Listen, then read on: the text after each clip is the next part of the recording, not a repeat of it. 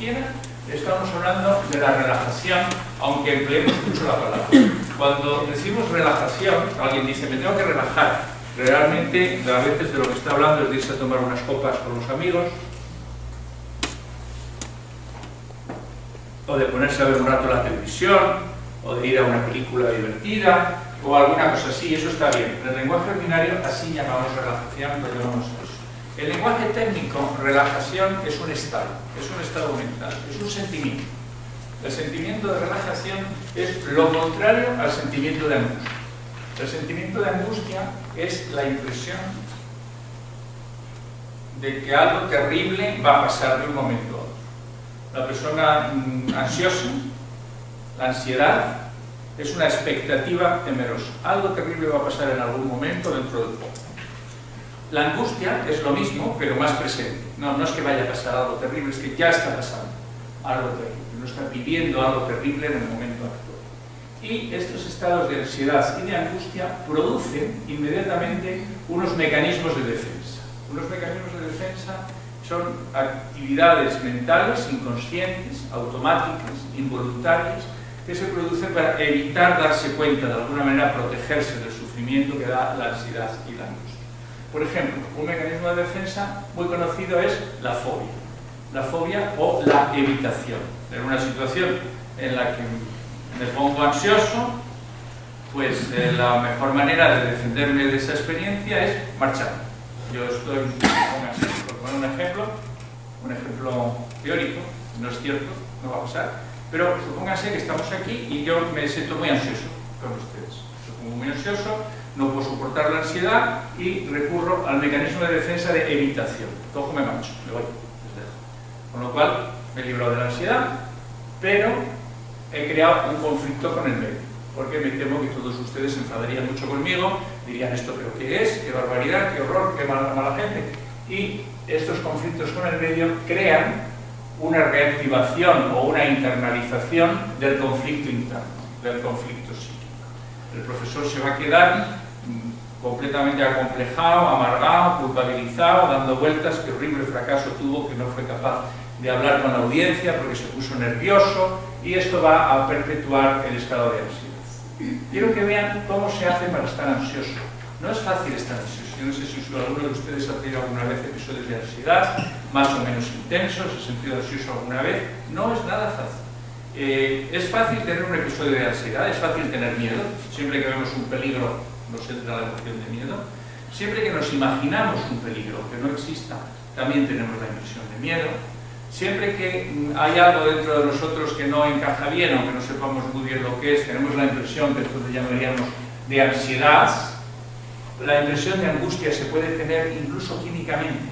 Es posible, una persona totalmente normal, totalmente serena, sin ninguna neurosis de ningún tipo, se le puede inducir un estado de angustia mediante manipulaciones físicas apropiadas, según por ejemplo, haciéndole flashes en los ojos, sometiéndole a un cierto ritmo de luminosidad fosforescente. Hay algo así como un 10 o 15% de la población que desencadena estados de ansiedad ante una cierta longitud de onda que parpadea. No sé si alguno de vosotros alguna vez se ha puesto nervioso en un sitio que tengan luces fluorescentes. Aquí no va a pasar porque hay luces incandescentes. Las luces normales, típicas, las soporta muy bien todo el mundo, pero hay personas que cuando están en un lugar que está iluminado exclusivamente con luz fluorescente se empiezan a sentir inquietas. ¿Te pasa? Sí, vale, pues estás en ese porcentaje de gente que se pone nerviosa es una excitación cerebral que se puede quitar. De eso te gustará saber que se te va a quitar. También hay inyecciones de sustancias. La adrenalina a todo el mundo le acaba poniendo nervioso. Hubo un médico español, que era Marañón, hizo un descubrimiento antes que los americanos y descubrió el poder que tiene la adrenalina, que es una sustancia química que producimos continuamente en nuestros riñones, en la glándula suprarrenal, y es una sustancia que activa. De entrada te activa. Ahora, ¿cómo te activa? Depende de las circunstancias. Si mientras te ponen una inyección de adrenalina te empiezan a hablar de la guerra, la crisis económica, qué va a ser de nosotros, qué horrible, es muy fácil que empiece a entrar angustia.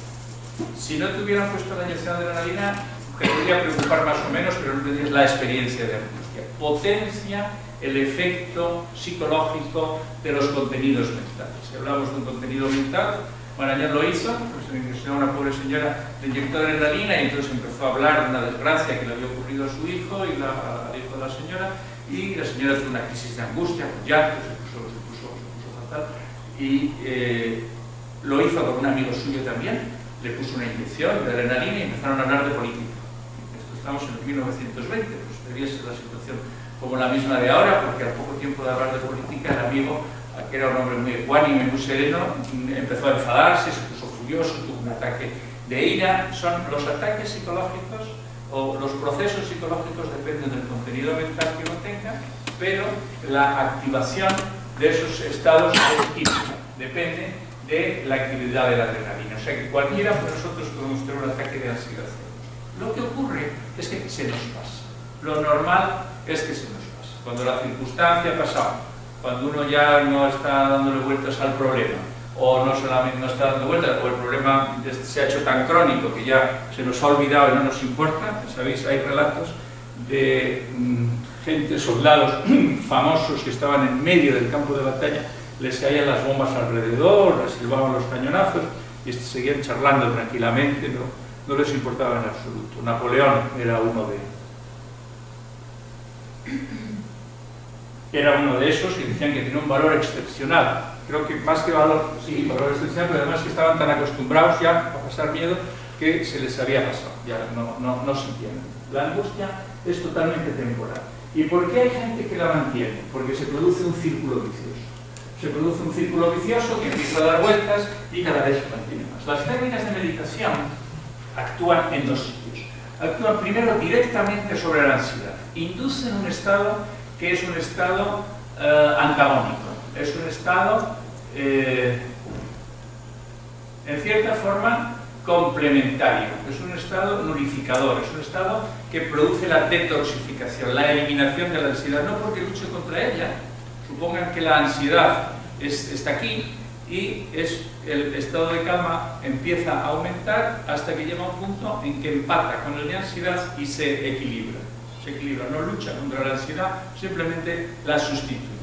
Es como echarle agua al fuego. A veces hay que echar mucha agua, pero eventualmente el fuego se acaba, se extingue. También actúa de una manera más indirecta, porque el propio estado de calma, el propio estado de meditación se convierte en un mecanismo de defensa. Yo enseño a mis alumnos de meditación que cuando están en una situación de tensión, de agobio, de miedo, lo primero que tienen que hacer es acordarse del estado de calma.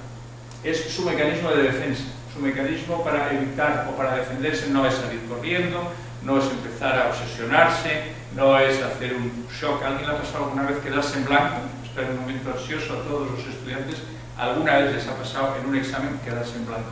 Pero sabes, pero la ansiedad es tan grande que se produce una desconexión cerebral interna, que es otro mecanismo de defensa, digamos. No, el mecanismo de defensa es la técnica de meditación. Y una cosa muy importante, el mecanismo de defensa, la técnica de meditación es una ampliación mental por el cual el conflicto psíquico va progresivamente desapareciendo. Creo que os vayáis anotando las cosas que no entendéis o que entendéis pero que queréis ampliar, para que de vez en cuando hagamos una pausa para preguntas. ¿De acuerdo? Y conversación, para que hagamos esto más interactivo y aprovechéis mejor la situación.